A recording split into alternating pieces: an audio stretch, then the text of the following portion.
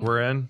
We're in. Elliot Greer in the studio. Dude, I was just saying, I loved your performance that you gave. When was this? You were on the Tonight Show. How long ago? Like a couple months ago? It was actually in December. It's funny. That was a weird. That was right before things that really kicked off. For you, yeah. For myself, I got that gig through a friend of mine who I've been playing in the city a lot, just like either cover gigs to like my own stuff to like just the bartender to busking in Central Park. Like I feel like I've done it all.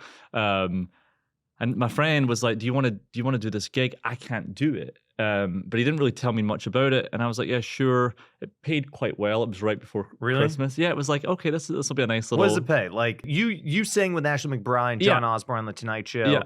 There were sort of like church pews, and there were three you guys in the back that were singing like this almost like tribal, like chanting kind of sound thing. It was really great. Yeah, I'll be honest with you. It was the easiest song I've ever had to learn. Yeah, it was just the verse, and the only words that were in it were "Hallelujah, Hallelujah." Jesus loves the drunkards, the whores, and the queers. Hallelujah, Hallelujah, Hallelujah. Would you recognize him if he bought you a beer? That's literally it. That was it. So that I was like, all right, put me in. Like, put me in. I could do it. Yeah. So your friend, they asked your friend to do it, and your friend was like, "I can't do this." Yeah, I don't know why. I have a conflict. I don't know what was going on. He's a session singer as well, and I hadn't done a lot of session singing, to be completely honest with you. But it got to the point where I was just like, "This is great. It's a great opportunity." Like all that kind of stuff. So did the gig, met Ashley and John, who are like really nice, just genuine people. Yeah. And it was fun. And then right after that, like I don't know exactly. I think that was like December 10th, like less than a week later. That's when things started to go nuts. So it felt that was a really defining moment for me. That it felt like that was just like on the back of. I feel like that could be one of those moments where you're like, I made him on the Tonight Show, and then like weeks go by and like ends up like it doesn't do anything for you. Oh yeah, or, like nothing happened. Oh, yeah, right? Yeah, but like that was like you got like on a roll there. Yeah, like you had some momentum. And nothing came directly from that performance. It was just like it was like a domino effect of like I felt like I was having these conversations. I feel like every creative person or anyone who's ambitious will know what I'm talking about. Like I would go into those situations going, this could be the break. Yeah, that's what I mean. Like I feel like you could go into the Tonight Show being like, this could be This is it. You like, never know who you're going to meet. And you know, and I'm not a schmoozy type of guy. I'm the guy who when they were all like doing their thing, I was just in my dressing room just like doing my own thing. Like what are they doing? Like sound? They were like hanging out, singing or, like, and like sort of jamming in their dressing room, and a few of the other people went to join them. I kind of was like, I don't want to be the guy. I don't know these people. I'm trying. There was a code of etiquette that I was kind of like, these are the artists. Like, I'm what is sort of. I just didn't want to be the guy being like, and then they're like, who's this guy? Just trying to get a leg in. So I sort of stayed back for whatever reason, but then they kind of came to me and then they were like, oh, I love your voice and all that, and like I feel like I should know you. And then Ashley followed me on Instagram. She was like, I just know I'm going to run into you again, which I was like, that's really sweet. And then again was like, oh my goodness, like maybe that could like lead to something. It never did. But then 10 days later, this whole thing kicked off. Do you rehearse for that, or how does that work? Like, do you have a rehearsal offsite and then we just do it live, or you just do it there? We did it once because it was so easy. They just gave us in-ears. They were just to test the sound. We played through it, made sure we were fine, and that was it. You know. So yeah, it was. I'm not exact. It was the easiest paycheck for performing I've ever done. Yeah, which is great. So then what happened? Was this like around the time? See, I feel like it's interesting because we're sort of in this time musically where like you have to be an artist and you have to be a content creator and balance those two. Yeah. But you're someone who's like actually had some pretty big success on social media, but I feel like you haven't really compromised your songwriting or the content that you're putting out. Like all the content of yours that's gone viral has basically just been because of your music and your playing, right? Like you haven't, at least that I was seeing, like you weren't pulling any massive stunts or anything. No. I'll be honest with you, I've had a strange relationship with social media. Like I've always, before I had a following to a certain degree, I secretly always wanted the following. I feel like anyone who tells you that they don't, I mean, I'm not saying people are chasing numbers, but I do think it's like anyone who's a creative person wants not so much just people eyes on you, but they just want. I wanted eyes on my music, so I kind of felt like for a long time I was putting out content, and I was like busting my ass in the studio, like trying to make this work. And then you put it out, and like 4 people would respond. Like just music, like just releasing songs, just or releasing like video content, maybe a bit of both. Yeah. But it was my girlfriend that said to me, "You need to get on TikTok," and I was very against it. I was like, because at the time I was like, what you're saying, I'm not the type of guy that people are going to buy into on TikTok. I'm not very good at the trends, and like I feel like I'm like a fucking moron trying to do stupid things. So I was like, you're going to look at it and just cringe if I was to do something like that. And then she was like, she works in advertising, and she's like, people just go to TikTok for like their sub-genre niche things. You just need to find a market that people come to TikTok to see you. That's all. Don't worry about everyone else. Just find the people who are going to be into you. Yeah, which is, I suppose, is a great lesson for any artist. But I feel like, at least for myself, it's like it sometimes takes me a long time for the penny to drop. So I was kind of like, I don't know. So I was putting up videos. Nothing was sticking. And I was like, oh, this is not it. This is not great. I had one video that I put up, which was my first it wasn't viral, but I remember it got like 10,000 views, which for me, I was like, wow, that's quite a lot. Like I've only had like 300 views, or I was like 10,000 views. And then Noah Khan commented on it, and I was like, oh, this is quite cool. And Jelly Roll, the country artist, he messaged me and he was like, you're an amazing songwriter. And I was like, okay, so there's a little bit of traction coming here. What was that for? Bleed, or what song was no, that song was All My Exes Are Doing Better Than Me. Oh yeah, it's a great song. I appreciate that. So that was a year ago, and that kind of spurred me on. And then, long story short, I broke my collarbone. It was a few different things that happened. I broke my collarbone on a way to a gig, and then I was in the hospital. I played the gig. Yeah, I heard this. Yeah. So I was that determined. Did you know it was broken though when you played the gig? I did. See, I'm just not that committed at anything.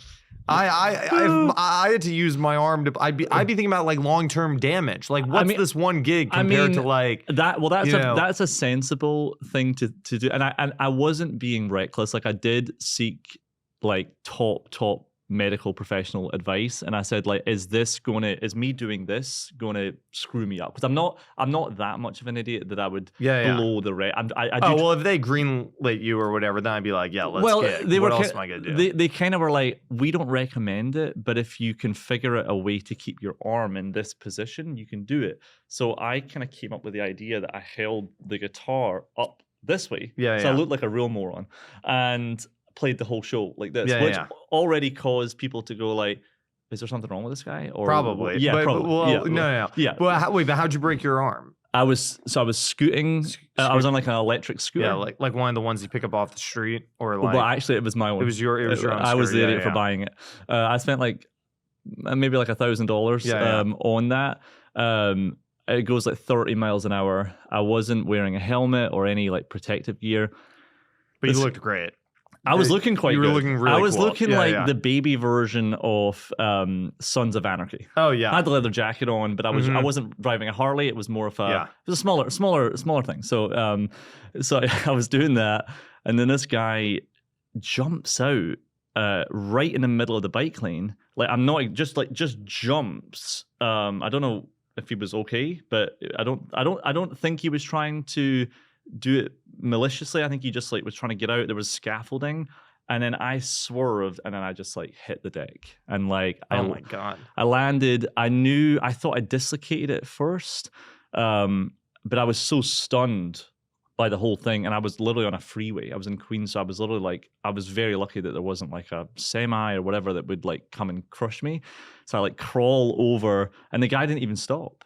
And then my god, yeah, crazy. And then this family came over, and I'm like, swearing like a sailor, and there's like 2 little fuck. But I was like, fuck, and then I was like, I'm so sorry. Like I was trying to be in that moment. I was still courteous. And this guy was like, do you want a water? And I was like, yeah, I'll take some water.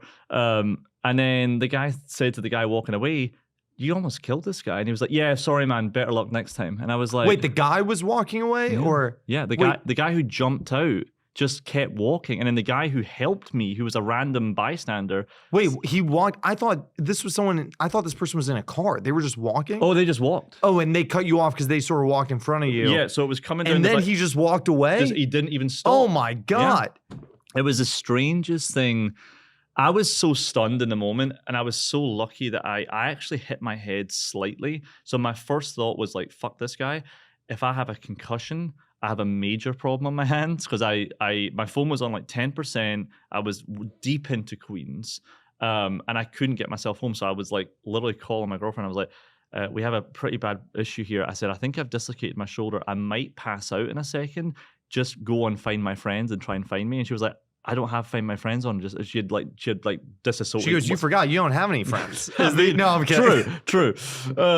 He must be concussed. True. Yeah. And so anyway, I'm thankfully not concussed. I get into a taxi, and then I drive straight to the hospital. And I'm saying to my girlfriend, let's just not go to the hospital, because at the time I didn't have insurance, because I thought, oh no, this is going to be like, I mean, I was just like a struggling musician. I was like, I don't have $600 to spend on insurance. And so I was literally YouTubing how to pop a dislocated shoulder in. And I said to my girlfriend, I was like, just pop it in, it's fine. And she was like, we can't do that. Like, there's no way. And I was like, I don't want to go and spend like $10,000 for them to be like, hey, it's broken, we can't do anything for it. Anyway, she talked me into it. We went, and thank God I didn't, because they were like, if you'd have done that, they were like, you've actually broken the collarbone. Like, so, oh my God, it would have been worse. Oh my God, I'm like freaking out. Pierced out your skin. Oh my God, so I'm like thinking about this. I'm thinking about this. Oh my God. Yeah, it would have been... Oh my God. So anyway. Oh my God, that would have been horrible. I would literally have had a protruding bone. Okay, but anyway, so we're talking about the momentum you got from the Tonight Show. Yes. No, wait, but what happened? So you played the gig. No, well, the only reason I bring this up is because this was the sort of defining moment for me on social media. So basically, I was bedridden for about 8 weeks. And all I could do, essentially, I played at one show per week, but I was struggling. Like, it was really just that one gig I wanted to keep. And then I spent the entire time just like studying TikTok. So then I put up this cover with me sitting like this of Neon Moon, because someone had said to me before. By Brooks and Dunn? By Brooks and Dunn. Yeah. They had said, you have such a great voice for country. And I always kind of laughed at that. And I've always kind of known there was a little hint of country in my influence. I don't really know where it comes. I suppose Scotland, there's a lot of folk and country overlap with that. But anyway, I was messing around with a song Neon Moon, and my girlfriend heard it and she was like, you got to put that on TikTok. And I was like, no, it's like, I'm not going to do that. Anyway, I put it on TikTok. It got like almost 1 million views. And that was the real gate opener of like, oh wow, they really like the country thing. So I leaned into that, and I went from like having like 200 followers all the way to like 20,000, maybe roughly that, and only in a matter of like 8 weeks, which for me, I was like, that's quite good growth. So that was the moment. I was already building a small fan, but same on Instagram. I'd went from like 2,000 followers, and then by the time I did the Tonight Show, which was about 2 months later, I had about 5,000, and I was like proud. I was like, I'm working hard for that. It's all organic. Yeah. None of it's paid. None of it's like bots or whatever. And then so I felt like I'd built this small little country-ish community. I did the Tonight Show, put an original song up after that, and then that's when it went from like 5,000 followers to like the next day I had 200,000.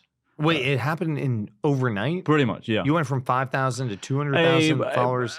Pretty much. Maybe like 185,000. It was like a crazy jump. Wait, literally in like 24 hours? It was like maybe 48. 48 hours? Okay, but at that point, who's counting? Who's counting? But what was it? It was was that Bleed that you put Bleed. out? That was Bleed that you put out yeah. that just went like crazy. Crazy. I mean, crazy viral. I went from going like, I'll be honest, I had no one on the horizon. I had a small group of friends that always kind of believed in me, and you know how it usually goes. But it went from me, I was the guy who was busking in Central Park trying to I remember I met this guy, Max Gale, who used to work at RCA. I think he's at Rock Nation now. But I remember I met him, and he'll think this is funny actually. I said to my girlfriend, because he commented on a video of mine, he was like, I just saw you in Central Park and you're amazing. And my first thought was like, oh my God, this guy works at RCA. I could get a record deal. Yeah. Holy shit. Like it was, I was doing the same thing. So I was like, oh my God. Anyway, nothing came from that. He actually wasn't an A&R guy anyway. So he couldn't really have done that much. But I met him once I signed through Sony, and we kind of had a lot of mutual friends. But it was those type of moments that like led to like, oh my goodness, I was the guy trying to get myself in the door. And then I can't remember, say I posted it on the Thursday or whatever. By the Monday, I had bar like 3 labels. I had every label reach out. Were you starting to question this path as an artist at that point and just be like, maybe this isn't for me, or like maybe I'm getting, I mean, you're not that old, but I think like artists tend to think like time's going fast, and it's like maybe I'm getting too old for this. Yeah. Like I need to get health insurance. Like if I break my other collarbone, I need to find something. Right? Yeah. Like were you getting close to maybe finding a different path, or like you were never going to do that? I mean, it's hard. I mean, I feel like the simple answer is yes. I mean, there's been many times in my life. I feel like my life has been like this. It's been a graph. It's been up and down. A lot of down, few ups, and then you kind of plateau, and you kind of the skill is to not readjust too fast when you get to the peaks, because then you're like, okay, this is great, but what's the next level? You sometimes got to, for me at least, you have to ride the wave. You can't be looking at the next wave. But I've had a weird career. Like I started in musical theater, actually. Your parents are both, like your dad's an actor. Yeah. Your mom's what, like a ballerina? She was a ballerina. So I kind of had a theater background that I never fully indulged in, and I felt like I took a couple of years off from songwriting, and it's just funny because like when I came back into music, which is my true love, like that is the thing that I do think I was put on earth to at least write and sing my own stuff. The sort of transformation in like a matter of like 2 to 3 years, because I only really got back into music in 2020. So in 3 years, there has been like, it's a whirlwind of things that have happened compared to when I was doing more theater stuff. I just couldn't get in the door. No, people would say to me, you're really talented, you've got a great voice, but it was the opposite. They had different values. It was like, you don't sound like anyone else. Where I've never tried to sound, I have influences, but I've never tried to, if I think to myself, well, they've already got a Ronnie Dunn, why would I try and do that? Or if they've got John Mayer, just don't try and sound like John Mayer. They've already signed him. He has a fan base. So now that's just my philosophy on it. But so when I came into the music world, the thing that people said were like, we can hear influences, but no one really sounds like you. And I think that was in the beginning scared people, because I think people like to, they like what they know. And I feel like that's a human being thing. It's like we get a little scared of the unknown, but it's like when something happens and it connects, it can completely change people's minds, and they go like, oh my God, I've not really heard that before. It's a breath of fresh air. That's a lot of the comments that I was getting, which is really surreal. But yeah, no, I mean, there's definitely times where I majorly thought of giving up, and I think that's I am living proof where like anyone who's listening who goes, I don't think it's going to happen. I had so many days where I woke up, or I went to bed the night before and I'd given up, and then something got me out of bed the next morning, and I just like kept doing it. So I don't know. It's definitely, I truly believe it's like 10% talent, and then the rest is like a mixture of like luck, a little bit of luck, and just like perseverance. I do think it comes down to your temperament and like how badly you want it, and I'm not saying you could be completely tone deaf, and if you want something, like I don't think I could, if I was like, I want to be an astronaut, I'm going to do that. Maybe I think some people do hit limitations, but I think if you've got a decent idea of your skill set and you're true to yourself, like I always knew I was talented. I always knew that. I know I can sing. I know I can. It's never an arrogance, because it's always just been like, I know I'm not the best at things or whatever, but there is certain things that I know I can go in and do my job. Like you would hope, like a bus driver knows how to drive a bus. You'd hope they'd be good at it. So I kind of spent a long time honing my craft. So when I go on stage, I go like, I might not be everyone's cup of tea, but I know I can do what you're paying me to do.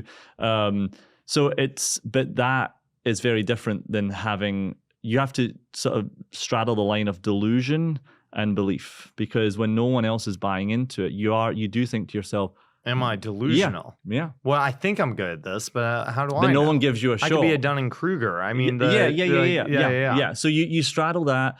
But yeah, I mean, it is kind of crazy that I never like to say, one person said to me in Nashville, "Oh, you're the TikTok guy."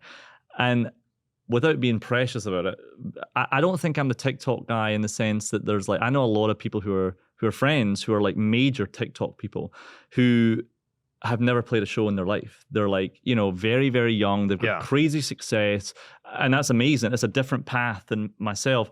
But TikTok was kind of like, I'd already built the foundation. TikTok was kind of just like the gateway into my world. Why are you not in Nashville? Like, do you ever think about that? I feel like your creative community and collaborators are in Nashville. But maybe maybe there's other people in New York too that I'm sure are also brilliant. But I feel like your sound I can think of like 6 people in Nashville that I feel like would be your amazing collaborators. I right? mean, I think the thing is with me, and I love Nashville, I'm going back to work with an amazing producer like next week. So I feel like I sort of straddle this line of like, people always say to me like, what are you? Like, what genre are you? Because I don't claim to be a country guy. I'm not a pop guy.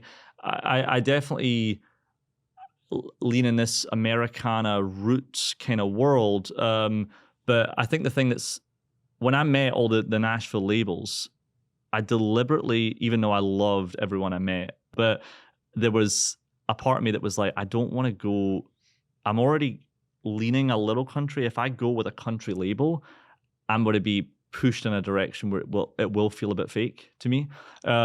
So I went with a New York label purely because of David Massey. I met David, and David always sells it. He's sells great. It, right? Yeah, this is what I hear about everyone who signs to Arista. It's like, we were trying to figure out, and then I dared with David Massey, and boom, it was game over. Well, that's what everyone said. Why is he so charming? I've never even met the guy. Well, it's funny. So I'd kind of known his career when he signed. I'm a big fan of Oasis. Oh yeah. So I know he'd signed Oasis, and it was my manager at the time who said to me, you've got a call with Aaron, because it was just like they were stacking up. They were like, what was, just taking me back really quickly, so you had Bleed go viral, and then you said there were 3 labels in your inbox like already. Who were those labels? I won't say who it was, but it was like a senior vice president, an SVP. It was just someone over there. Just that's how it works. Like they message you and they say like, they were like, we heard your song on New Music Friday, would love to chat. I mean, I went to meet David,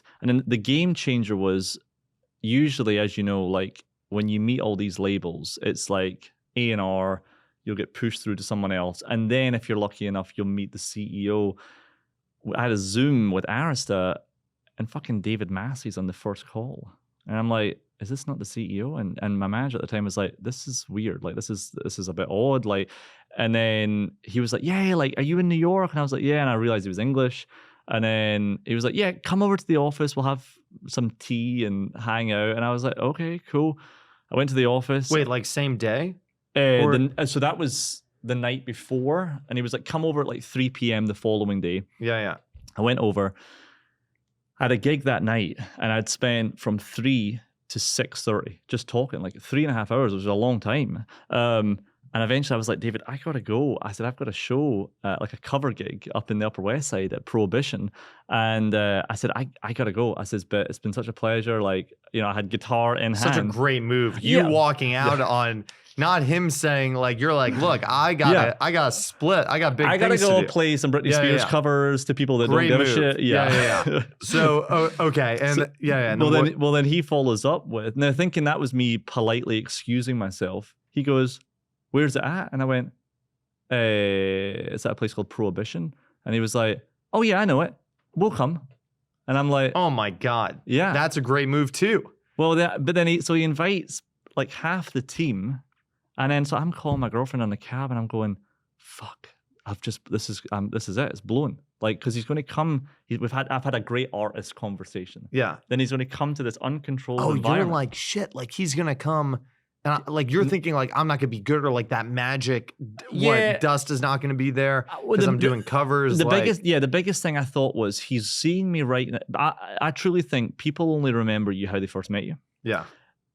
The first thing that I didn't want him to see was me playing covers in a bar setting. You know, people always say like the first impression is so important. I know so many people where they give me a horrible first impression and then they make it up the second, third, or fourth time, and then I don't even remember the first impression. I mean, that's fair, but you seem like and David's the same, but I feel like a lot of people don't have that emotional intelligence to sometimes see past that. So that's a great quality. And David has that as well, but I didn't know that. Thank you, Elliot. That really means a lot. It is. So that's a very open-mindedness, which I like. But you were worried that he was going to come see you doing Britney Spears covers. Correct. And the whole mirage was going to be blown. Like the whole thing was going to be, And so, I thought it was going to be, no thanks, Elliot, we're moving on. You're and nothing against cover. I mean, I've made rent for years doing that type of stuff, but when you're dealing with major labels, it's a catch-22. I mean, you got to put in the time doing those type of gigs, but it's not really how you want to be seen as. You know, it's like if you say you're an artist and, you know, you meet someone at like Starbucks and you're trying to convince them like, I make great coffee, but I also like, I'm an amazing painter. And sometimes they can't differentiate like, well, you're the Starbucks guy though. So you know what I'm saying? So anyway, so I'm calling my girlfriend going, well, this is it. It's over. It's blown. So I was like, you got to come though to the gig to try and like sweeten him up or whatever. So Jess and my friend Erin spontaneously come up. So it's Erin, Jess, my girlfriend, David Massey, Gabby Massey, James, like the whole team are just sitting. So I said to David, how many are going to be there? And he was like, I don't know, maybe 8 or 9. So then I'm calling Prohibition. I'm like, hi, Johnny, it's Elliot. A random question. Can I get a table for like 10 people? No, man, I can't do it. We never give tables to the musicians. And I'm like, you know, this is a really strange situation, man. And I literally was on in like 10 minutes. I was like, this is the craziest shit I've ever said. I says, but you got to get a table for 10. I will make it up to you. I'll play a free show, whatever it is. Nah, man, it's not going to work. Like, just leave it. I says, go just Google this guy's name. And he was like, I'm not going to give you the table. I said, just Google it, David Massey. And he was like, okay, give me 1 second. So he comes back. Yeah, we can get a table for 10. We can get that going. Oh my God, that's what he said? Yeah. That did it. Well, I'll got you the table. You got me the table. And thank God he did, because I walked in and it was the busiest I'd ever seen it. Like it was usually busy, but it was like slammed. Now, if you're sitting with like music execs standing at a bar, like it's not the vibe. I do the gig. In my mind, I thought, this isn't going to work. So I just like went fucking crazy. What do you mean it wasn't going to work? Like you thought there was no way he was going to sign you? Yeah, I just didn't think so. You were like, what's the point? Not based on the music that I was doing. I just thought, this is not where I want to be showcased. Like, you know, so I was I threw in Bleed and I threw in a couple of originals. I was going for it, and I just thought, this is I always said to Jess, my girlfriend, I really hope one day I'm playing in a bar and there's a music exec there and he comes up to me and he's like, there's a record deal, you know. Cliche. So I thought, this is it. So put your money where your mouth is and just sing your face off in these songs. Anyway, the gig went well. I finished the gig. They were like, come and get some food. And I'm like, what the fuck is going on? Like, and then we're having fries and burgers and that kind of stuff. And then we're leaving. Gabby's wife is hilarious. Like her and I, we just click. But then David said to me afterwards, I don't think this room has any idea what they just witnessed. And I went, oh, that's very nice. Thank you. And he says, just completely off the record, you have a record deal. So whenever you want to take it, just get a lawyer. And he said, I know you're going to Nashville. He says, but what I just saw there, these people have no idea what they just witnessed. And it was pretty sensational. He says, and he says, can I tell you just one thing between us? And I said, he says, do you want to know your best song? And I went, and I'm playing the Beatles. I'm playing, you know, Oasis, Britney Spears. And he goes, all your originals. And I went, oh, fuck off. I was like, it's just objectively not true. He said, I'm not saying they're the best songs I've ever written, but the way you sing them, there's more heart in those songs than what you do when you sing a Paul McCartney song. I was like, oh, okay. Well, so it's a bit more justifiable. And then that was it. And then so I left that situation. I was just like, what other CEO of a label would come to a cover gig, spend 2 hours, and then offer you a record deal? So that really made me go like, out of everyone that I met. So then I went to Nashville. And I said to my girlfriend, I said, if I would have canceled the trip and I would have said, I mean, I know. I would have said, let's lawyer up right now before he changes his mind, right? Well, I knew that he was going to give me a little bit of time. And I thought I'd booked the flight. I'd paid for the flight, obviously, trying to get down there. So I thought, you know what, I need to go. And it was always an element of like, maybe there'll be something else that'll be a better fit. And everyone was amazing. Like everyone was so like, such amazing people that if David wasn't in the picture, that I'd be like, it would be such an honor to be with any of them, seriously. But I just got to the point where I said to my lawyer, I was like, I may have an experience that is just as electrifying, but nothing's going to beat that. And I thought, I'm going to go out to LA, do the Dog and Pony show, sing all the fucking songs again, to then maybe they go, well, we'll see. I don't know. I thought, I've got a bird in the hand. David is like, not even just like interested in like catching a wave, but he's just interested in me as an artist, I think. I'll be honest with you. And this is crazy because all I ever wanted in my life was a record deal. I got to that point and then I was like, maybe I don't even need one. I was like, maybe I could just do this all independently. Like I'm growing at such a rate. I mean, I don't regret signing with a label because I feel like that's having the team behind you like that is just ultimately going to, you know, it was just weird being at that point where I'm not exaggerating. Like 2 weeks before that, it was just a different, I was busking in Central Park, you know, and then like even Gabby Massey said, I think I saw you in Central Park. Central Park, she saw you. Yeah, I'm like, just, you know, so it's just kind of crazy. And then after that, it all kind of went like rapid fire. It was then managers, booking agents, and I signed with Wasserman, and then Vector. I met a lot of managers. Yeah, I just kind of got to the point where I was just like, oh my God, it's just funny that you go from, and also you don't realize how, another thing I always thought about was like, you know, artists think, you know, you just need me and maybe a songwriter or a producer, but it's like there's so much that goes into an artist. It's like you've got the touring agents, you've got the tour manager. There's a whole team. Literally a whole yeah. Which you always kind of think about, but you don't really think about it until you actually are in it and you're like, oh my goodness. So it's I have a very, very strong team around me now. And yeah, it's just now it's kind of we've slightly pivoted on certain things. I was going to do the whole thing myself, like DIY, but now I've been fortunate that a lot of producers have come to me, which is allegedly quite rare. But I'm just honored that some of these people are like, we want to get involved. When you get the advance from the label, what happens? You go out and buy health insurance? Is that the first thing you do? What? I have health insurance. Yes. Yeah. The first thing that I did buy for myself was a watch. A good watch, yeah. Yeah, it was not like a crazy, nothing. It's just a watch that I've always. Is it this watch? It is this watch. It's a very old. This watch is from 1961. Yeah. It's not crazy expensive. I mean, I feel like watch enthusiasts would, a flashy one, people would not appreciate it. But if you're a true watch enthusiast, you might appreciate it. You know, yeah.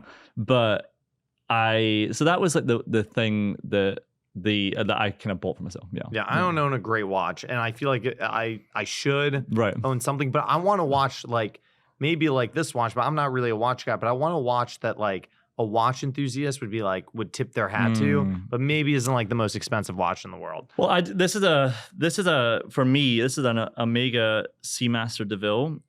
Again, not crazy. What I loved about this is from 1961. So it's like I just love the. Is that year significant or just the fact that it's old? No, it was.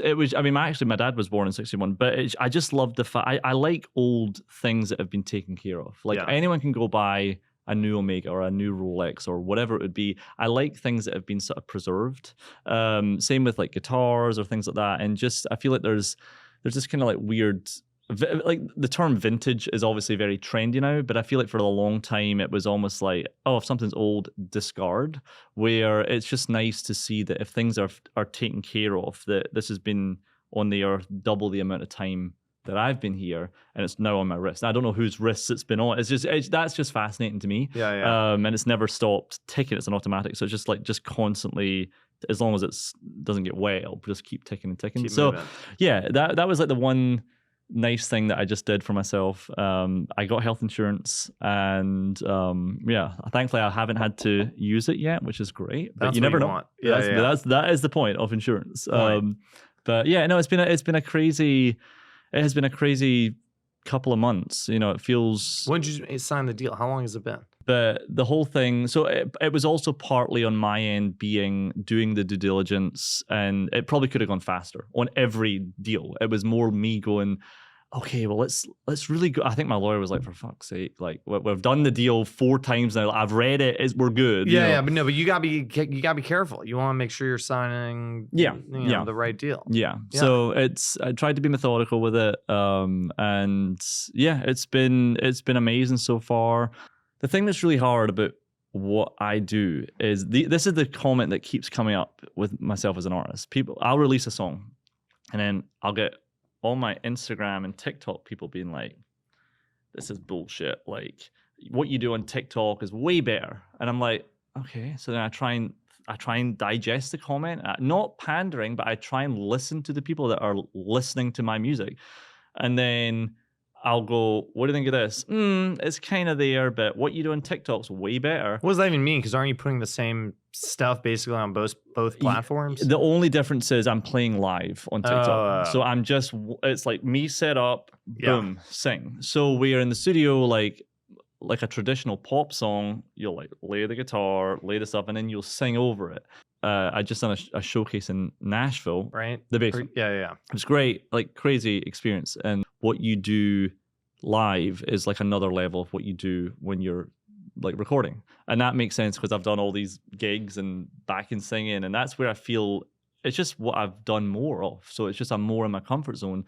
So what he was saying is we need to capture that. So I feel like with his track record, with the people that he's worked with, I don't want to speak too soon, but I think the sound is going to be the closest to what I do in a live recording.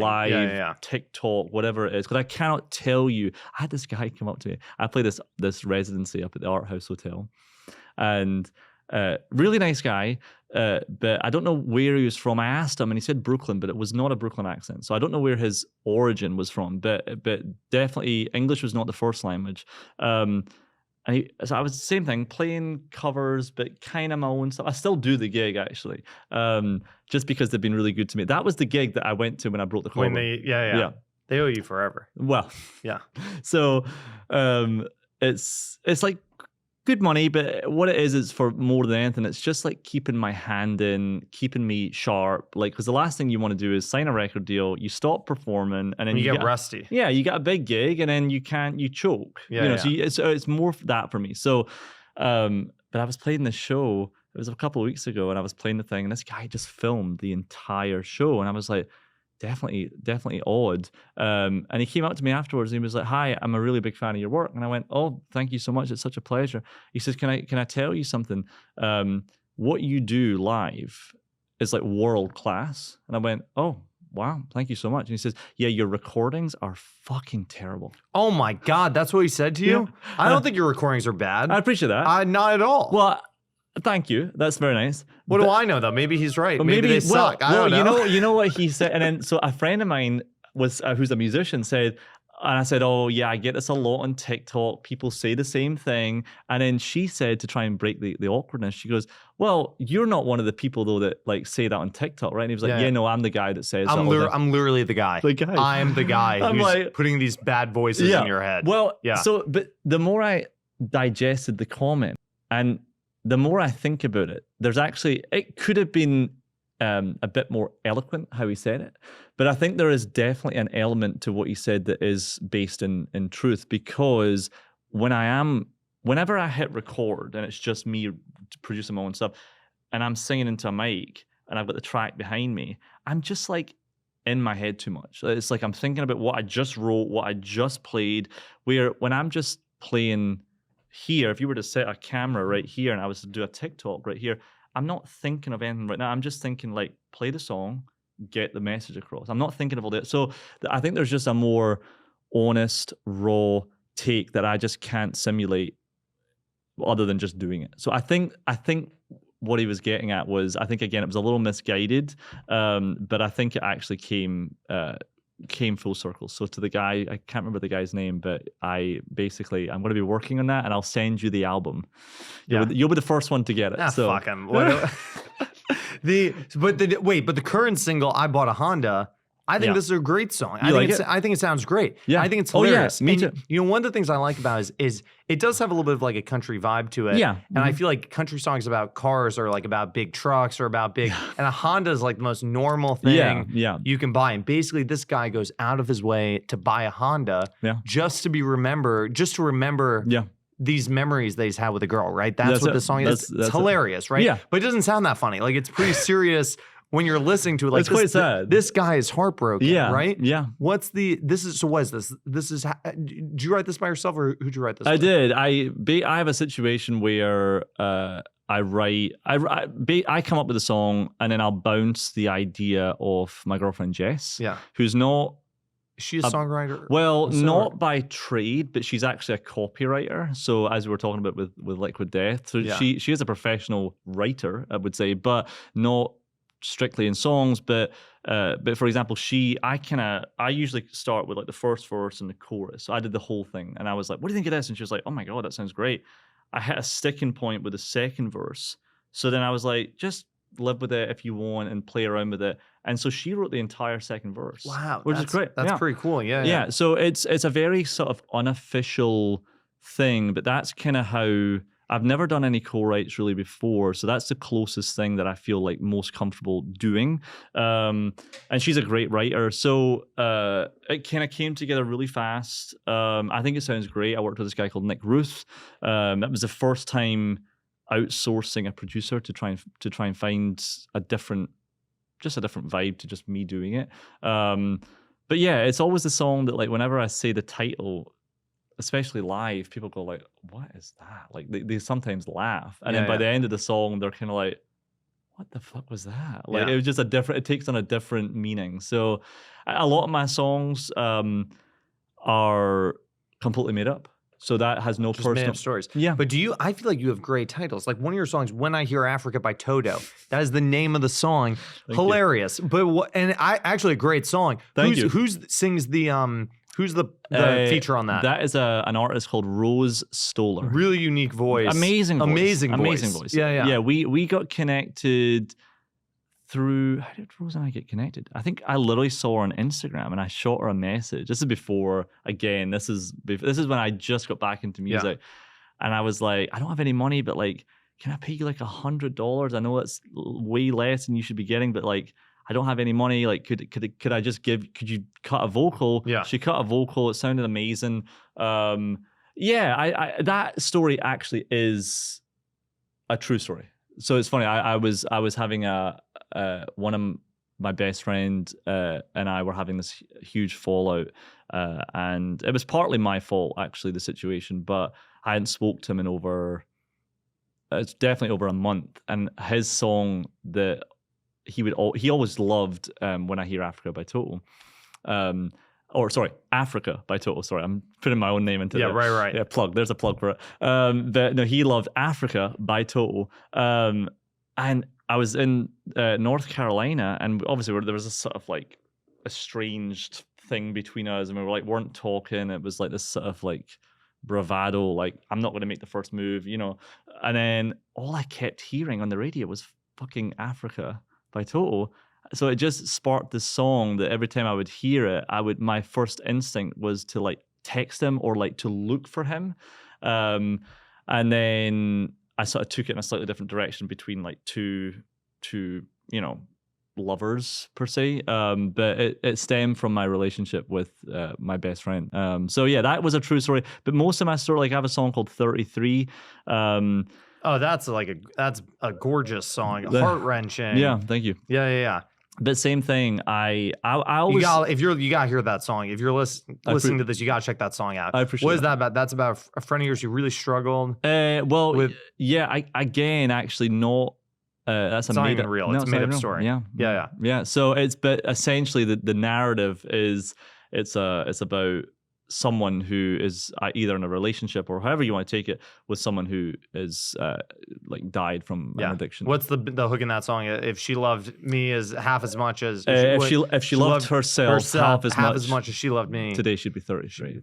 Yeah. That song has really hit a chord in some people, and I remember talking to David, and I actually said this in an interview I did recently, and because I said to him because he called me up and he was like, this is before I'd signed. I'd written that song in 20 minutes, which is crazy because sometimes it takes me 20 days to write a verse. I wrote it in like 20, 30 minutes, and then I sent it to him, and then he called me and was like, what is this song? Like, this is much better than Bleed. And I was like, wow, it's really sweet. Anyway, I had a long chat with him, and he was like, what is the story with that, if you don't mind me asking? And I was like, and I was at this crossroads where I was like, I like to be honest, but I was like, should I just make up a story? Yeah. Should I just say, oh my God, my friend back died home, up and over, this whole thing, who would know? Who would know? Nobody's gonna know. But I said to him, I was like, it actually was completely made up, but do you think I should, should I maybe not say that in interviews? And he was like, no. He was like, because I was like, do you think people will think that's phony? And he kind of really gave me a great piece of advice. He was like, a lot of writers just write what they know, which is great. And that's, I've done that.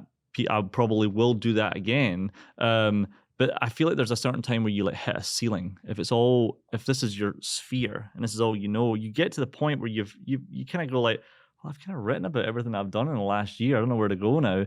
What I try and do is I try and like put myself into other people's shoes, which is not the most original thing.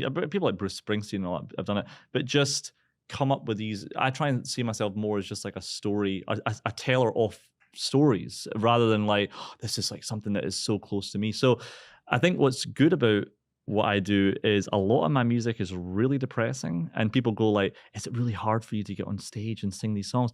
I'll be completely honest with you, no.